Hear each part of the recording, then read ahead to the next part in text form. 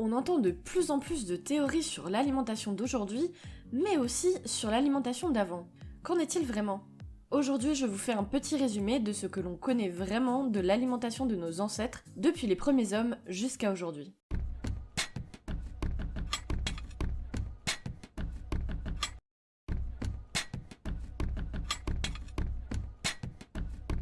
Les premiers hommes étaient nomades et mangeaient principalement des végétaux, des fruits, des graminées et des racines. Les sources de viande de ces hommes venaient des carcasses d'animaux morts comme des charognards. 1 million d'années après leur apparition, les hommes ont commencé à fabriquer des outils leur permettant de faciliter la cueillette mais aussi de chasser pour manger la viande fraîche et le poisson. La première grande étape de l'évolution de l'alimentation de l'homme se fait avec l'apprentissage du feu il y a 400 000 ans. C'est à ce moment que les aliments cuits font leur apparition. Selon les disponibilités, l'alimentation durant le paléolithique était parfois végétarienne et parfois carnivore, mais ne contenait ni d'œufs ni de lait. Les hommes de Cro-Magnon se nourrissaient avec ce qui se présentait devant eux. Durant les périodes interglaciaires, leur alimentation était en grande partie végétale et était donc riche en vitamines, minéraux et en fibres. Cela leur arrivait de chasser du gibier et de pêcher du poisson quand cela était possible. En période glaciaire, où la végétation était rare, la viande sauvage pouvait représenter 80% de leur alimentation. La diète paléolithique était donc riche en protéines et en fibres, mais aussi en acides gras polyinsaturés. Cette alimentation était par contre pauvre en acides gras saturés et en sucre simple, ainsi qu'en sel.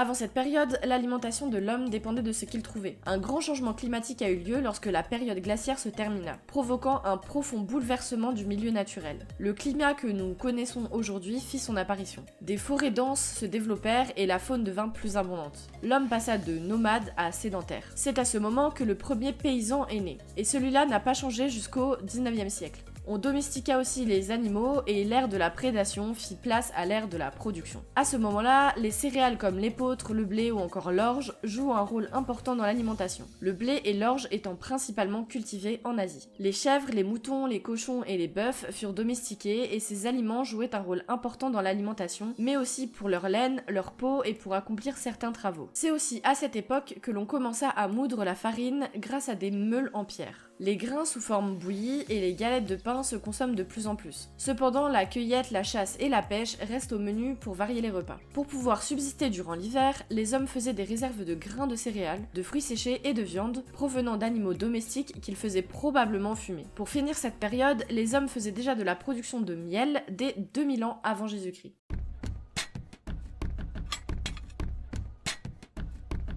Dans la Haute Antiquité se trouvait l'Égypte ancienne, qui fut l'une des civilisations les plus vieilles du monde et vécut pendant près de 3000 ans. Les banquets des pharaons d'Égypte ancienne étaient assez importants. On y retrouvait des pains et des gâteaux, des plats de viande, des plats de volaille bouillie ou rôtis, des daubes et des grillades, des oies rôties à la broche, des plats de bœuf, de mouton, de canard, de porc, de chèvre, d'oryx, de la gazelle, du gibier d'eau et du pigeon, du foie gras et des œufs d'autruche, de la bière, du vin et des liqueurs. On retrouvait dans les jardins des riches égyptiens des ruches, mais ils cultivaient beaucoup de choses dans leur potager. Les paysans, eux, se contentaient de pain, d'oignons et de poissons. La viande était réservée pour les grands événements. Lorsque les nobles buvaient du vin, les plus pauvres ne buvaient que de la bière. Nobles comme paysans considéraient le lait comme une friandise. C'est à cette époque, en Égypte, que commença l'histoire de la bière, en devenant la boisson nationale. Elle était aussi donnée aux offrandes aux dieux lors des cérémonies funéraires. Les Égyptiens rajoutaient souvent d'autres ingrédients à la bière pour modifier sa saveur, des épices, des fruits ou encore des herbes. Cette boisson célèbre servait apparemment de repas et aurait aussi été appelée pain liquide.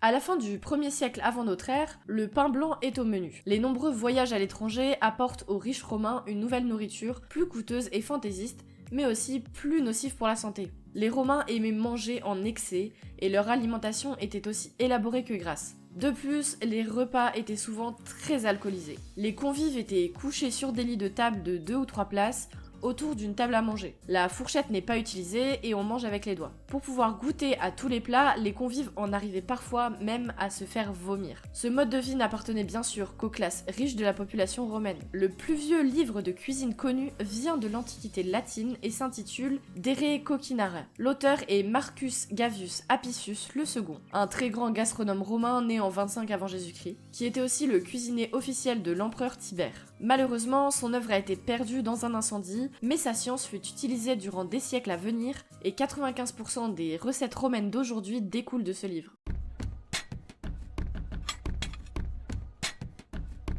Au Moyen-Âge, la maison du peuple ne contenait qu'une seule pièce et servait pour tout, manger, cuisiner, dormir, etc. Les deux ingrédients principaux de l'alimentation du paysan, et de la plupart de la population d'ailleurs, étaient le pain et la soupe. Les paysans apportaient leurs grains de céréales aux meuniers qui en faisaient de la farine. Lors des meilleures récoltes, la farine était faite de seigle et de froment, mais lors des mauvaises récoltes, les paysans se contentaient d'un mélange de graines et venaient parfois compléter la farine avec de la paille ou encore des écorces minces. Le paysan rapportait donc sa farine chez lui pour en faire de la pâte à pain. Ensuite, il apportait cette pâte au fourrier, qui était un peu le boulanger de l'époque, qui faisait cuire le pain au four. Le pain de l'époque pesait environ 5 kilos. Jusqu'au XIIe siècle, il était interdit aux gens ordinaires de posséder un four à pain, car cela était considéré comme un privilège des seigneurs. Les fruits frais, même s'ils étaient consommés régulièrement par la population, étaient considérés par les médecins médiévaux comme dangereux pour la santé à cause de leur froideur et de leur teneur en eau. Ils étaient donc utilisés pour guérir les fièvres. Les épices et le vin permettaient eux d'échauffer, et avec le jus de raisin acide qui servaient de vinaigre, ils étaient les ingrédients principaux de la cuisine médiévale. Certains aliments ramenés de l'Occident font leur apparition: citron, orange et pâtes alimentaires. Les épices étaient cependant un critère de distinction sociale car elles étaient rares, chères et venaient de loin.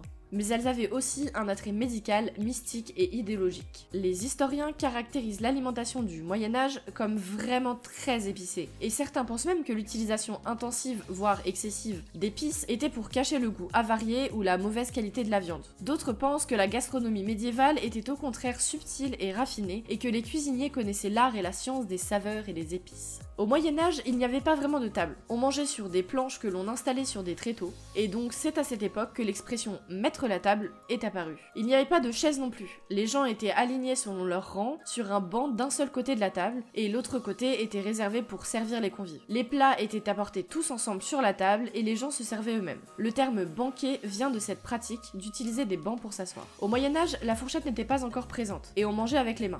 Les cuillères n'étaient utilisées que pour servir les sauces, mises dans des écuelles.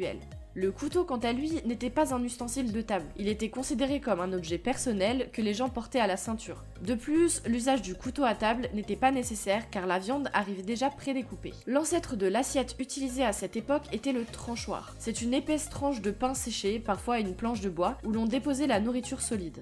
Le livre de cuisine médiévale est appelé viandier, et certains sont devenus célèbres comme celui de Guillaume Tirel, surnommé Taillevent, qui était cuisinier des rois Philippe de Valois, Charles V et Charles VI.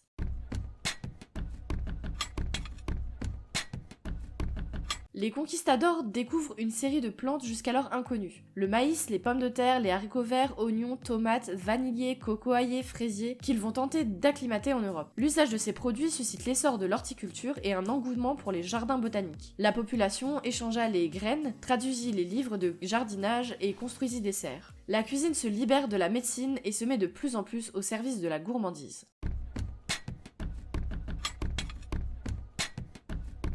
Avant 1830, les techniques de culture et d'élevage se perfectionnent. La famine disparaît et la profusion se concrétise par la consommation de plus grandes quantités de viande, accompagnée de pain, de maïs, de seigle et de plus en plus de froment.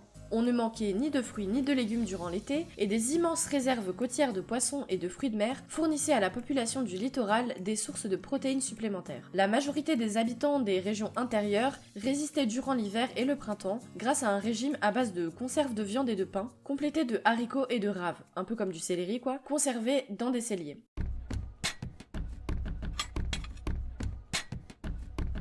Durant les années 1830, les progrès des transports et de l'agriculture commencent à transformer l'économie de subsistance en économie monétaire et à stimuler le commerce et l'industrie. Une variété plus importante de denrées alimentaires est disponible et la nouvelle classe moyenne des villes et des cités en profite largement.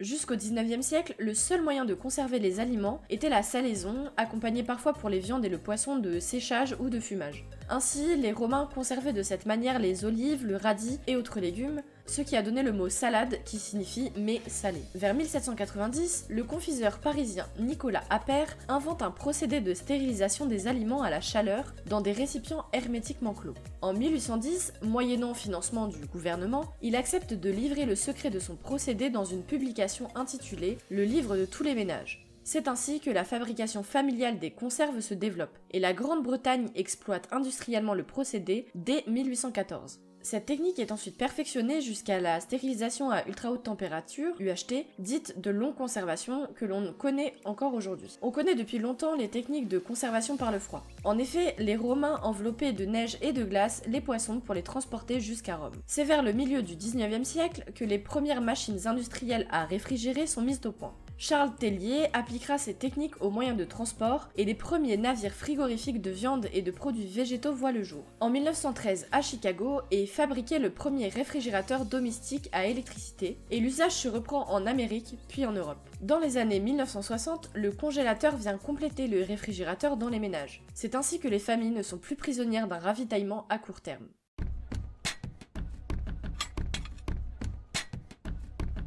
Au XIXe siècle apparaissent les premières industries alimentaires qui vont peu à peu remplacer les anciennes activités artisanales ou fermières et exploiter à grande échelle les nouvelles techniques de conservation. La gamme des industries alimentaires s'étend au XXe siècle avec notamment la confection de plats prêts à consommer sous forme de conserves, semi-conserves ou surgelés. Désormais, presque tous les aliments passent par un conditionnement industriel. Entre 1949 et 1959, les chimistes présentent plus de 400 nouveaux additifs pour permettre aux aliments de résister aux nouveaux procédés technologiques. Au cours des 10 années suivantes, l'inquiétude au sujet de l'utilisation intensive des pesticides et des engrais dans l'agriculture, ainsi que des antibiotiques et autres produits chimiques employés dans la production de viande s'amplifie. C'est à ce moment qu'apparaissent la mise en garde contre la consommation de certaines catégories d'aliments. La principale cible de ces attaques fut évidemment le cholestérol, que l'on soupçonnait de plus en plus depuis la fin des années 1950 de favoriser les troubles cardiaques et autres maladies mortelles.